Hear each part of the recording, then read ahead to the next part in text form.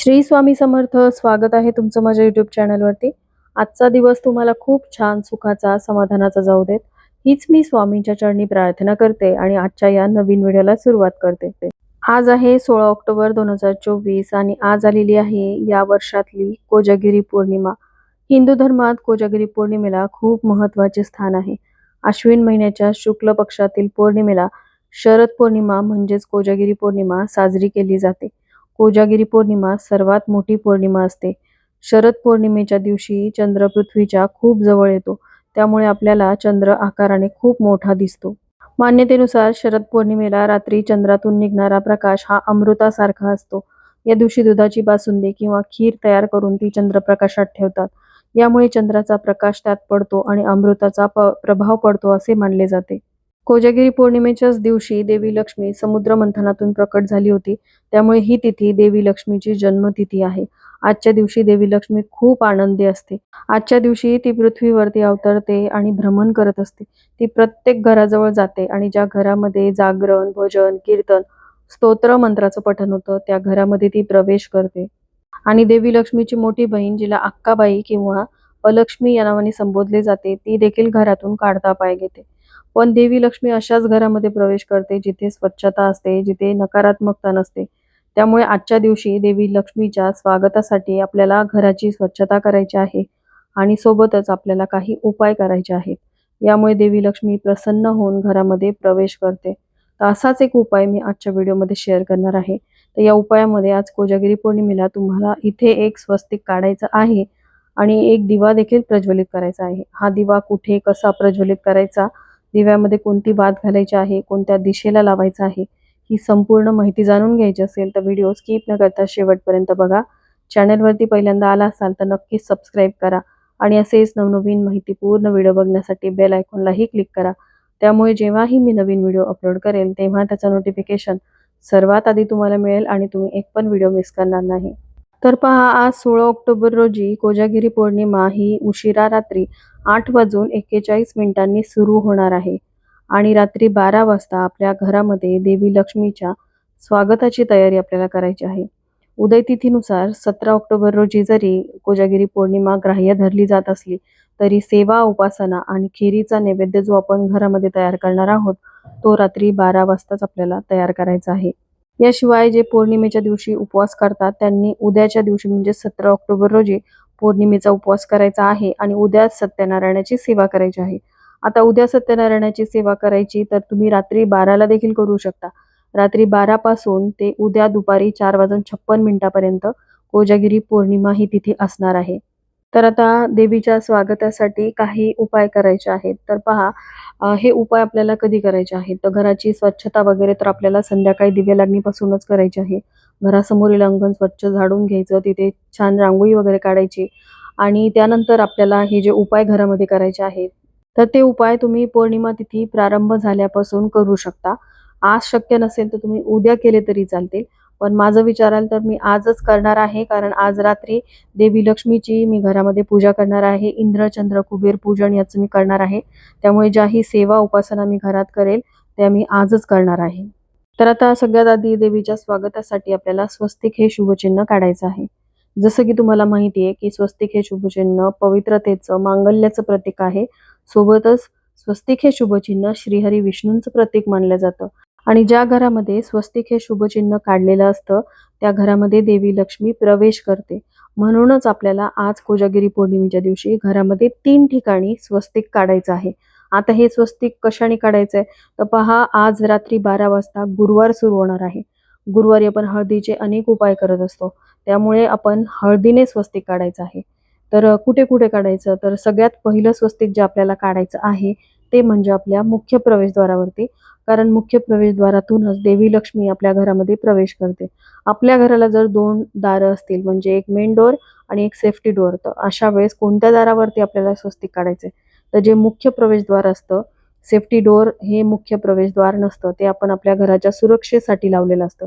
त्यामुळे त्यावर नाही तर जे आपलं लाकडाचं मुख्य प्रवेशद्वार असतं त्यावरती आपल्याला स्वस्तिक हे शुभचिन्ह काढायचं आहे.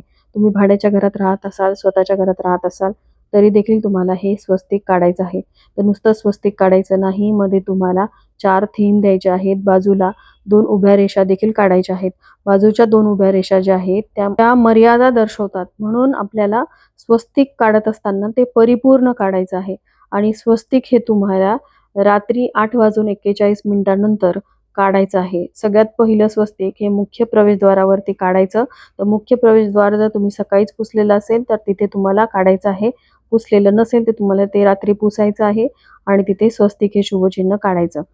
त्यानंतर दुसरं जे आपल्याला स्वस्तिक काढायचं आहे ते म्हणजे आपल्या किचनमध्ये. किचन ओटा रात्री तुम्हाला स्वच्छ पुसून घ्यायचा आहे. त्यानंतर तुम्हाला किचनची जी भिंत असते ती स्वच्छ पुसून घ्यायची आणि त्यानंतर तुम्हाला स्वस्तिक हे शुभचिन्ह काढायचं आहे.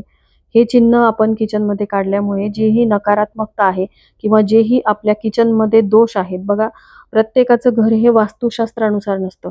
त्यामुळे आपण काही उपाय करत असतो आणि या उपायांनी आपल्याला त्याचे लाभ होतात. जर वास्तुदोष असेल तर अनेक स्त्रियांना स्वयंपाकाचा कंटाळा येतो, स्वयंपाकघरामध्ये त्यांचं मन लागत नाही, स्वयंपाकघरामध्ये त्यांना नकारात्मक वाटतं. म्हणून स्वस्तिक जर काढलेलं असेल तर जी ही नकारात्मकता आहे ती दूर होते आणि देवी अन्नपूर्णा तिथे वास करते, कारण स्वस्तिक हे चिन्ह तिलाही तितकंच प्रिय आहे. त्यामुळे तुम्हाला स्वयंपाकघरामध्ये जिथे अन्नपूर्णा देवीचा वास आहे तिथे हे स्वस्तिक काढायचं आहे. त्यानंतरचं तिसरं स्वस्तिक हे शुभचिन्ह आपल्याला कुठे काढायचे तर पहा, आपल्या घरामध्ये आपण आपल्या कपाटामध्ये पैसे, दागिने ठेवतो. ते जे लॉकर आहे ते लोखंडाचं असतं. तर त्यावरती तुम्ही स्वस्तिक हे शुभचिन्ह काढू शकता किंवा तुमचं जर लाकडाचं कपाट असेल तर त्यावरती काढलं तरीही चालेल. बघा, या कपाटामध्ये तुम्ही कधीही चप्पल, बूट वगैरे असं ठेवायचं नसतं, कारण जिथे आपण लक्ष्मी ठेवतो तिथे आपल्या पायातली वाहनं ठेवू नयेत. म्हणून या गोष्टीची काळजी घ्यायची. जर तुम्ही ठेवलेली असतील तर ती तुम्हाला काढून घ्यायची आहेत आणि त्यानंतरच स्वस्तिक हे शुभचिन्ह तुमच्या कपाटावर काढायचं आहे.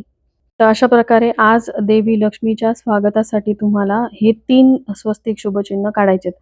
सांगितल्याप्रमाणे मुख्य प्रवेशद्वारातूनच देवी लक्ष्मी घरामध्ये प्रवेश करते आणि आपल्या स्वयंपाकघरामध्ये देवी अन्नपूर्णेचा वास असतो आणि जिथे आपण आपली लक्ष्मी ठेवतो तिथे देखील आपल्याला एक स्वस्तिक काढायचं आहे. त्याचबरोबर आपल्याला देवीचं स्वागत हे दिवा लावून करायचं असतं.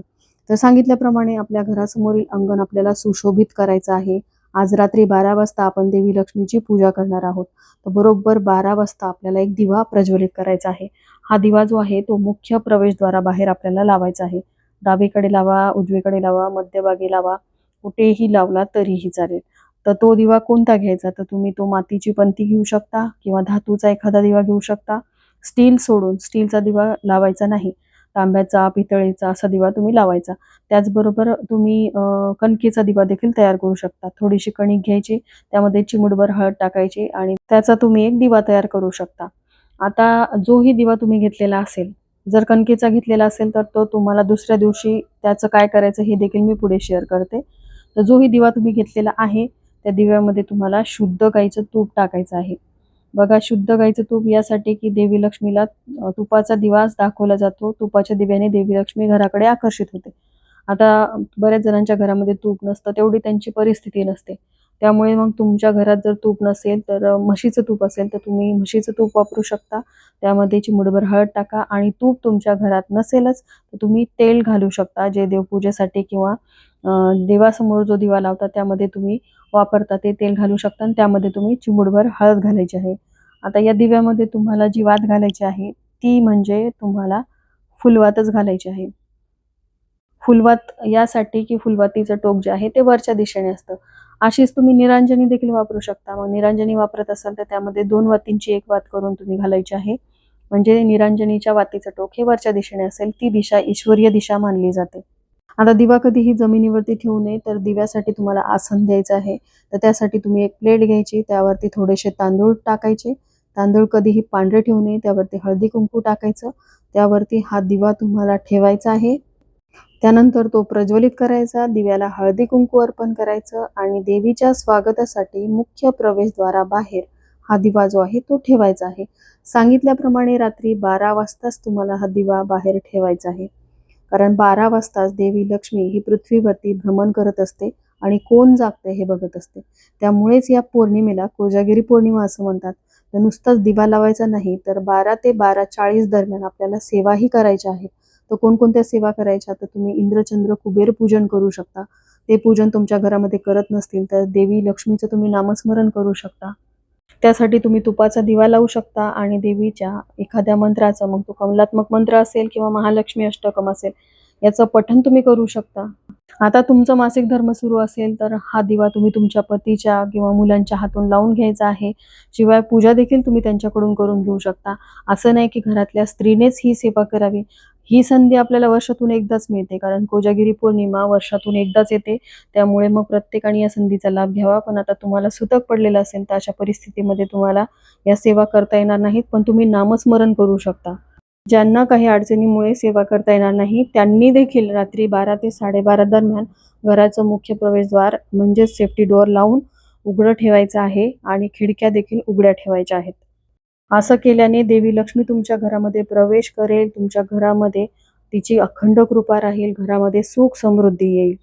तर चला, याबरोबरच आजचा हा व्हिडिओ मी इथंच एंड करते. व्हिडिओ आवडला असेल, थोडा जरी हेल्पफुल वाटला असेल, तर व्हिडिओला लाईक, शेअर आणि सबस्क्राईब करायला विसरू नका. भेटूया तशाच एका नवीन व्हिडिओसोबत. तोपर्यंत सर्वांना श्री स्वामी समर्थ.